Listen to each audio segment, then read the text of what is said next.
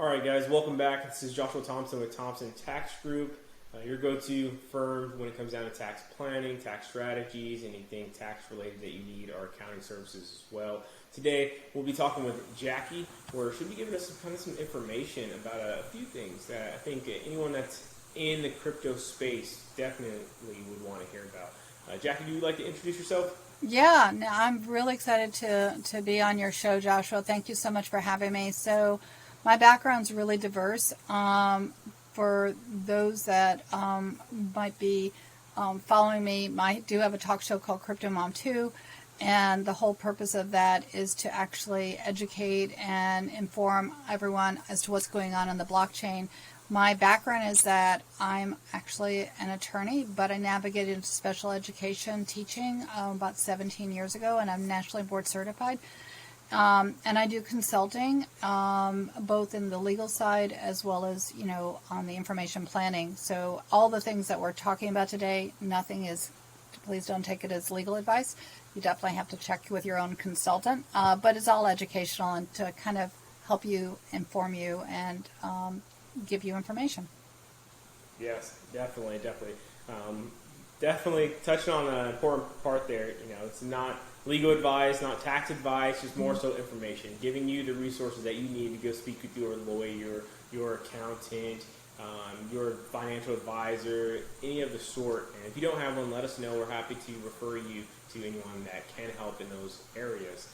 But Jackie, I know we spoke briefly about it, kind of getting into the topic today, what you're doing on the crypto side of things when it comes down to really fraud and working with Clue. Do you mind sharing a little bit about what's going on there? Yeah. Thanks for bringing that up. So, my background as an attorney, I've always felt that, we're here to serve and to protect and educate. And I've had a number of individuals that have come to me to ask questions about what to do when their cryptocurrency has been hacked or stolen. And I realized that I didn't have something in my own toolkit to help them. So I became a certified cryptocurrency investigator, and I have access to a platform that the Blockchain Intelligence Group has developed. It's called Clue. And so on that platform, actually, I'm able, for clients, to be able to search where the crypto goes on the blockchain and to see where it ends up, and then through law enforcement or your attorneys or that type of thing, you're able then to take the next steps because everything is visible on the blockchain. You might not know the exact who, but you can see the where and you can see wallets and the amount being split and where it's going. So it is traceable, and that's something that makes me feel good from the perspective of being able to help people. But again, Joshua and I are also going to talk about how it's important to think about prevention before you get hacked, because again, like everything else, there are things you can do to kind of set up safeguards. Yeah, exactly. When it comes down to many things, prevention is usually the first thing you want to focus on. Your doctors will tell you the same thing, lawyers will tell you the same thing, as tax professionals will tell you the exact same thing. Yeah. How can we prevent an audit, especially from our point of view? That's true. Jackie, I know we touched on it a little bit in the past. I was speaking with an individual last year, and unfortunately this individual had a MetaMask wallet, and it got hacked. He ended up losing, I think it was somewhere around $6,000 in that hack. Is that something that you'd be able to help out with when they're trying to figure out what to do? Yeah. So again, with the platform that I have access to, we can have access. The client would provide us with information about the wallet, and we're able to place into this platform the wallet information, and from there we can see exactly where the funds went, and if they're on the move, because sometimes people will leave in a wallet after they move it. They'll leave it until they think that someone's forgotten about it, and then they'll move it again. So all that is traceable, and So yes, the answer is yes to that. I mean, one of the things that you and I talked about before we went on the recording is the idea of, again, back to the prevention side. I had an email that came to me today that said my Coinbase account was, there was suspicious activity. So I was sort of suspicious about the email, and so I looked at where the email was generated, and it was a Coinbase email, but it had numbers at the back of it, and it was from a Gmail. So again, you have to take a look at who's the sender of the communication to you. Is it from the administrative support team of the platform that you're working with, or is it someone that simply created an email to fish and gather information? Because when you click on that, then they might have the ability to see and do other things. So again, people are getting very sophisticated as to how they send information to you, and we're all doing things fast, and so sometimes we'll skim an email thinking, oh, it must be from this organization, but actually it's a scam. And so again, we have to take time to check it out, and then go back to the platform. I if I thought it was legit, I would go back to Coinbase and I would send in a support ticket to their admin to say, okay, I received this information. What is up? Again, you can definitely trace it, but you have to take the time and not just jump to conclusions that it's the truth. Right. And, Jackie, I know it's the common thought out there is it's the blockchain. I'm anonymous. There's no way someone could find me. No way, or anything that I do on there, I could get away with, and it's unidentifiable. Many people think like that. Do you kind of want to dispel that and talk a little bit about it, and maybe talk a little bit how Clue's also being utilized by other individuals or other governments or other people really to kind of dispel that as well? Yeah. So in the United States, we have KYC, Know Your Customer. There's certain fiduciary duties that these platforms are obligated to do, similar to banks, but these platforms are now falling under different legislation and regulations that are to protect the consumers, because sometimes we don't do what we're supposed to do, which is do our own research. So these platforms now have the ability, because of KYC, they're going to ask you certain information. And if, let's say, you get hacked, and the coins end up, the cryptocurrency coins end up or digital assets, because it could be NFTs as well. And Clue has the ability to track NFTs as well, because there's NFTs that are being hacked. If they end up at one of these platforms, then that's where the road ends, basically, because of the fact that law enforcement and the courts can actually require these platforms to provide information about who the other wallet is attached to. Overseas, there might be other rules or regulations. Again, most of the countries are starting to look at consumer protection, but there's also more freedoms overseas, so they might not have the same information, but most countries are trying to look at consistently protecting consumers. So so that's how we would be able to help someone once the cryptocurrency ends at one of these platforms. And Clue is able to be set up so that way it will send me a trigger and an alert when something's on the move.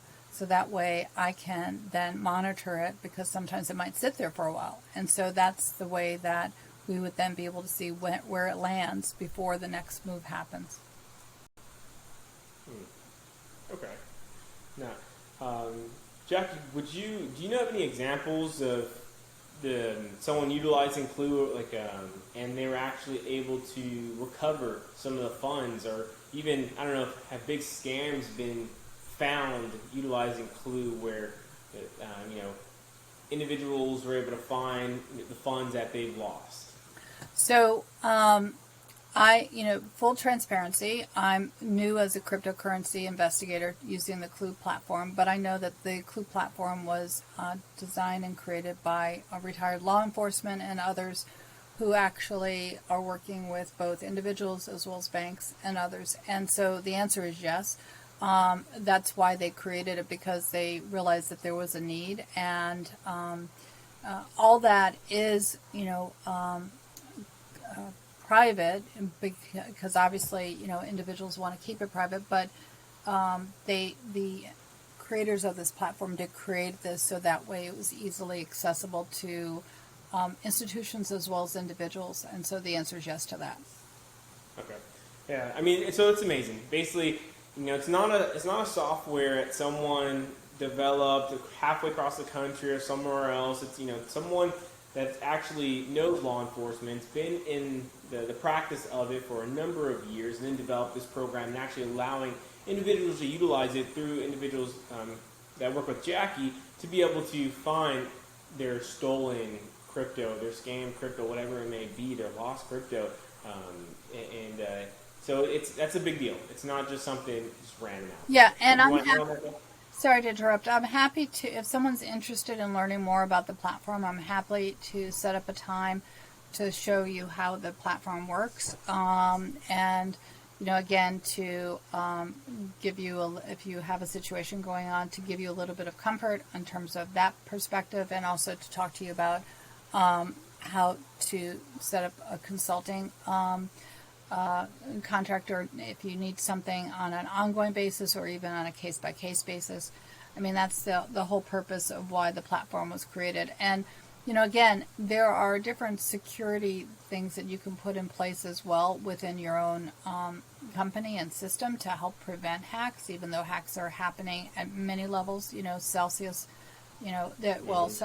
Celsius wasn't hacked, but they had some issues with, bankruptcy. But again, a lot of these platforms are experiencing intrusions, and so there's certain security things you can set up.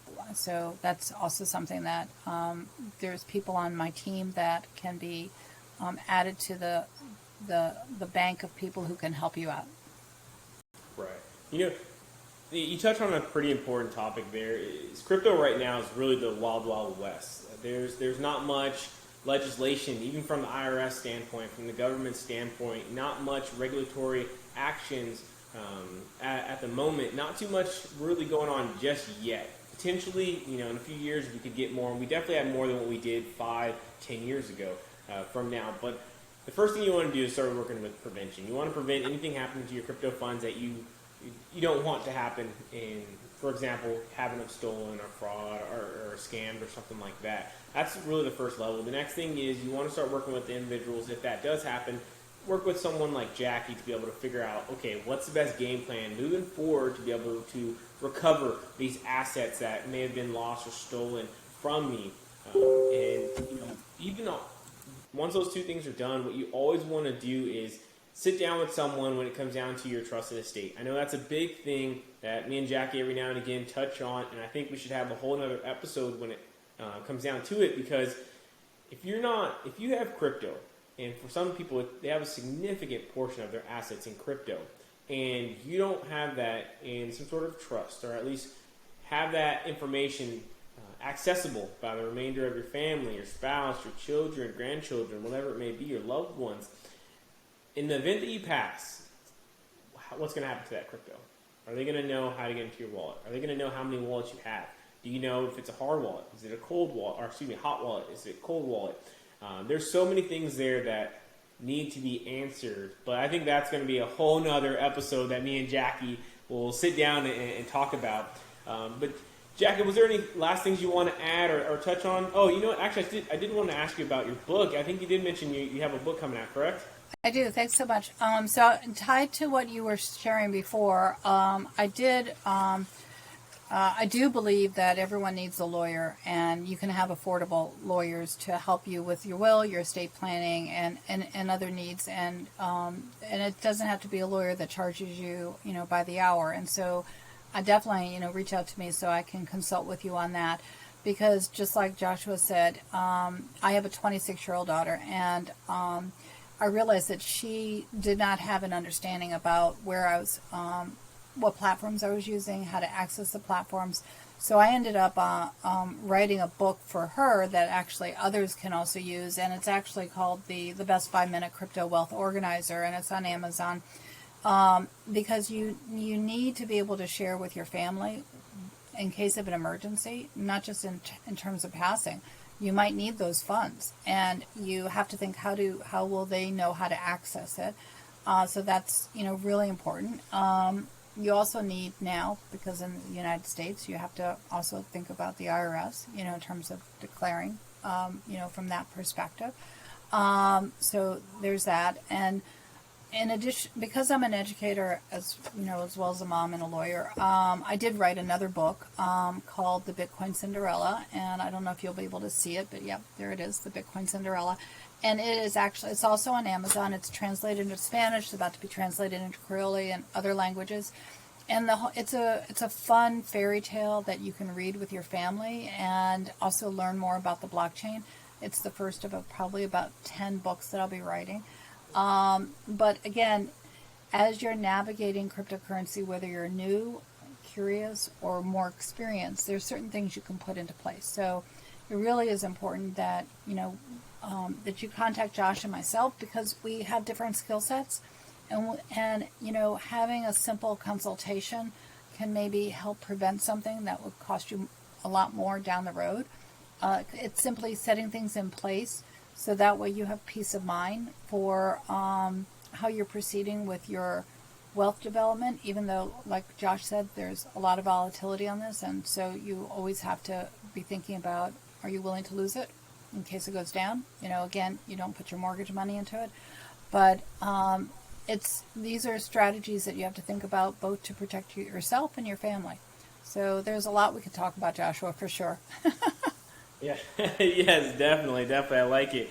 Jackie, but I see your book. I'm looking forward to reading it. I think based on what you said about it, I highly recommend individuals that are looking or interested in crypto, or even getting interested in crypto, but have no idea what's this or what's that, and how can I relate it to certain things that I already know in my life.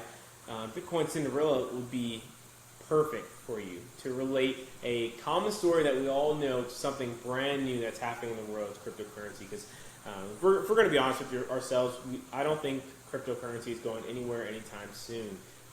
It's definitely going to be volatile. It's going to go up. It's going to go down. But so does the market. So does gold. So does real estate. At the end of the day, but we definitely want to have our ducks in a row. Know this new asset class, what's going on with it, and have an opportunity to capitalize on it. And as people said in 2017, they thought it was over. They thought they were late to the party, and now 2022, they still, they think it's over. It's too late to the party. Who knows where we're going to be in 2023, 2025, 2030? Our kids could be picking up crypto and be like, "Man, Mom, do you realize Bitcoin's $1 million?" It's like, wouldn't that would be? I think for all of us investors out there, that's something that we're looking forward to. It may not go that high, but it could definitely go higher than where it's at right now. Not financial advice, but definitely it's an interesting topic. Definitely interesting and worth looking into. People make hundreds of dollars a day, $1,000 a month from crypto. Just get knowledgeable about it. Get some education and start with Jackie's book. I think that's going to be the perfect place for you to start, whether you're a beginner, you're already involved in it, get involved in it regardless. But Jackie, did you have any last minute words you wanted to add? The only last minute thing I'm going to say is always do your research. Try to find the information from multiple sources, so that way you know that there's consistency. And then build your team of advisors. We as a community, whether you're in elementary school all the way up to graduate school, we work through mentorship, teaching, learning, sharing, and exploring. So this is no different. Just find your team that work with you and, have fun with it. Definitely, yeah. No matter what you do in life, I think you should have a team. Whether it's a team growing your business or a team whether you're doing the recreational activities, whether it may be, a team helps you be better at what you're doing, help push you further as well. But Jackie, do you mind sharing with everyone kind of the best way to reach you, whether it involves your books, your just getting in contact with you, or even working with you on a clue on getting crypto that someone had stolen? Thank you so much for letting me share that. So it's really easy to reach me if you want to email me directly. It's cryptomom, the number 2, consulting at gmail.com. Again, cryptomom2 consulting at gmail.com. You can also find my website, which is cryptomom2.com. So again, the Cryptomom2 site is the easiest thing that you can find me. Again, if you want to find me on LinkedIn or the other social media, I'm also there too. Cool. Well, for everyone that's looking at or watching the video or on our page, we're going to have Jack's information there as well, so feel free to click it. For anyone that's watching this, you probably have my contact information, so feel free to reach out to me, and I'm more than happy to connect you with Jackie to see what areas she can help you out with. It never hurts, in most cases, to have a conversation with someone, but it won't hurt having one with me or Jackie. For sure. But other than that, Jackie, listen, I appreciate you coming on, giving your guidance, sharing with us with this important information. I'm definitely looking forward to speaking with you again. Yep, same here. Talk to you soon, everyone. Have a great day.